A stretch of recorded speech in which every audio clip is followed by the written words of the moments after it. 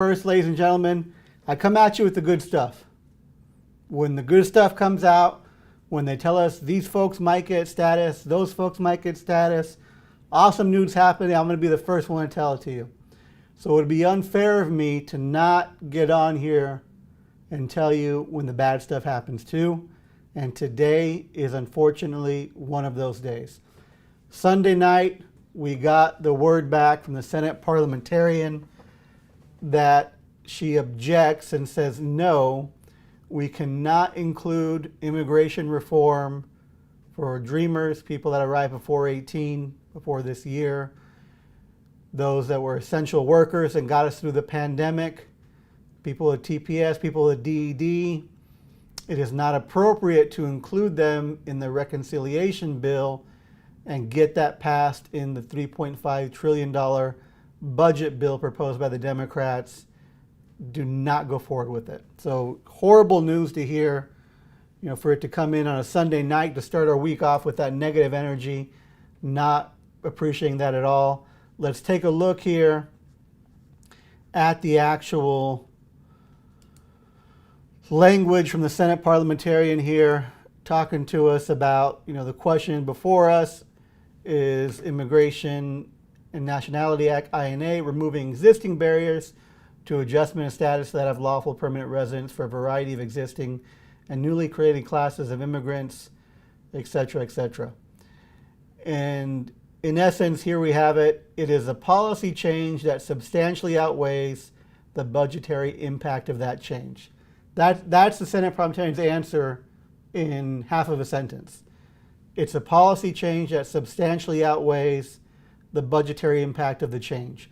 So what the parliamentarian is saying is, this is too much of a traditional policy measure, way more of a traditional policy measure than it is having to do with just budgetary impact.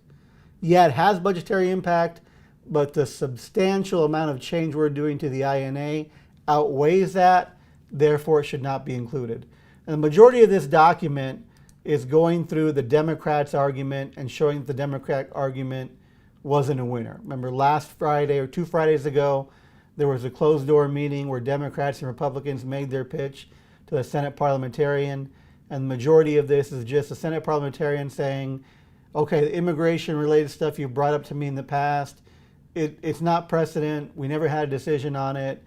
In certain things, both parties agreed to it. Other things that just weren't as substantive as a change as we're talking to here. And then it concludes, putting that big picture again, right, would be permissible because of the policy of stripping status from any immigrant does not vastly outweigh what budgetary impact might be. So they're the parliamentarians saying, look, if you do this immigration reform in reconciliation, then when the next party takes office, they can do it again to get rid of it. Is basically the argument, like she's trying to say, hey, I'm trying to help you guys out. Doesn't help us out at all, but that's the argument that she put in there.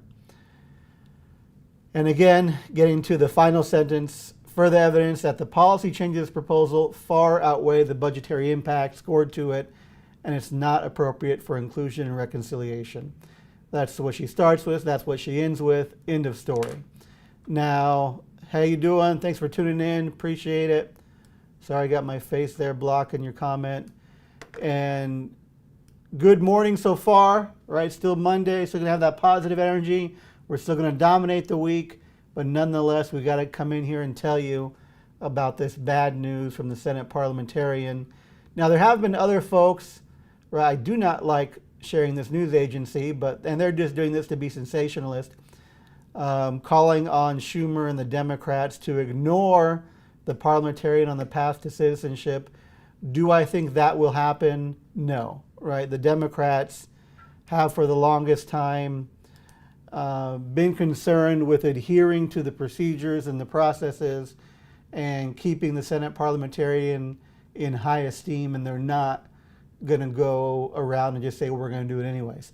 What they are going to do is that they're going to come back to the Senate Parliamentarian with different versions than what they just proposed. So what they proposed was having our cake and eating it too. It was the whole shebang. It was the full-size chimichanga, enchilada style, with the flan on the side. That's what we wanted. Now, they're going to come back with a much lighter version. They're going to come back with a side salad as the whole meal. And it could be something like, you know, we're going to extend 245I. The 245I provision is when anything submitted for you, or in some instances your parents, before April 30th, 2001, you can use that as a legal entry, pay a penalty, still adjust here in the country, maybe extending that date up. So people that have petitions from their brothers, sisters, mom and dads, that would be beneficial. And I've been saying for the longest time, hey, you never know what could happen in the immigration reform world. If you're eligible for an I-130, might as well just get it in to be in the system. That could happen, right? That could benefit people. We don't know how far in advance it'll go.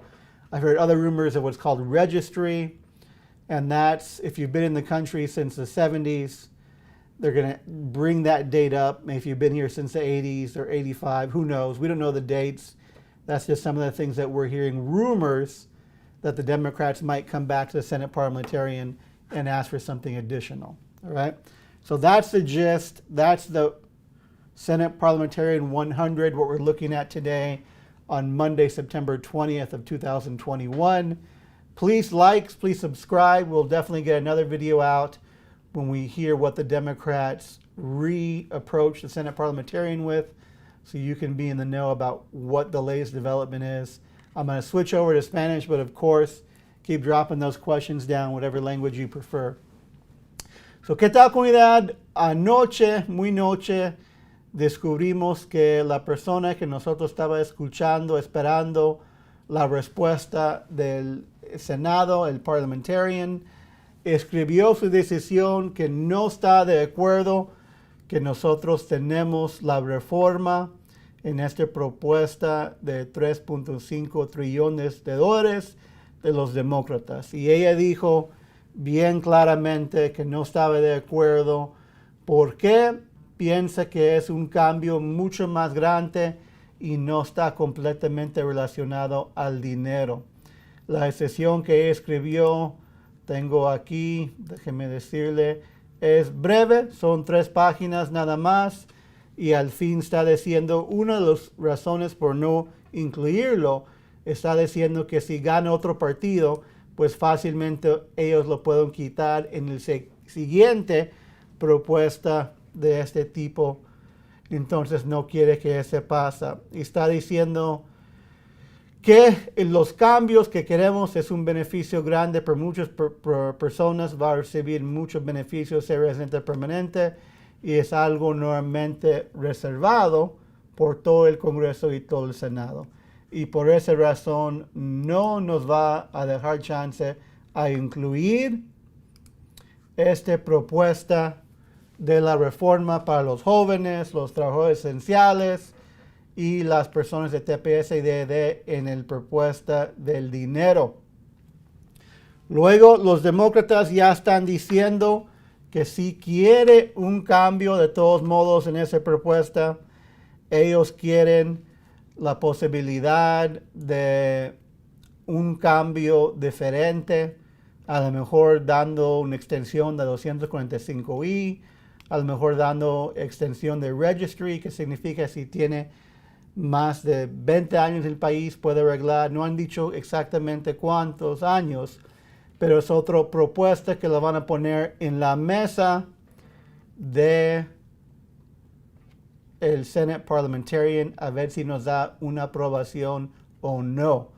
So, por favor, ponle subscribe en nuestro canal, síguenos en nuestras redes sociales porque vamos a tener un nuevo video cuando hay más información sobre la reforma o los cambios que le va a incluir en esta propuesta del budget los demócratas.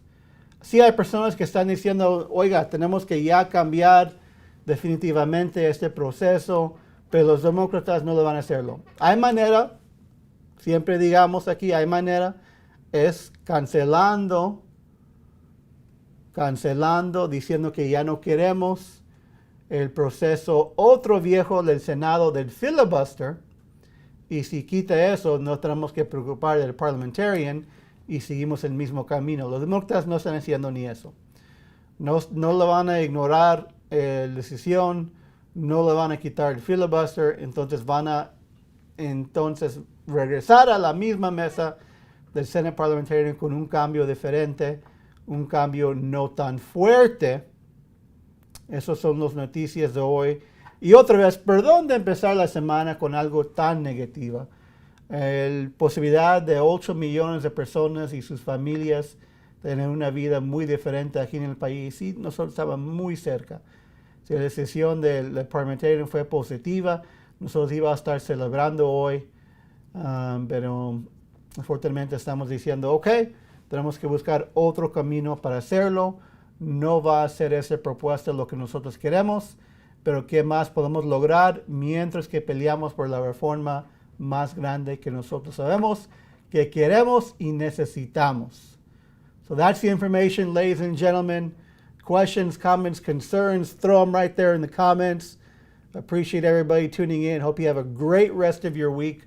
Ojalá tienes una semana excelente y escuchamos noticias mejores del Senado bien pronto. Los demócratas, el otro plan que van a incluir. Síguenos aquí y vamos a dar ese video nuevo cuando tenemos información sobre qué va a hacer los demócratas ya sobre la reforma. Que tiene excelente día. Aquí nos vemos pronto.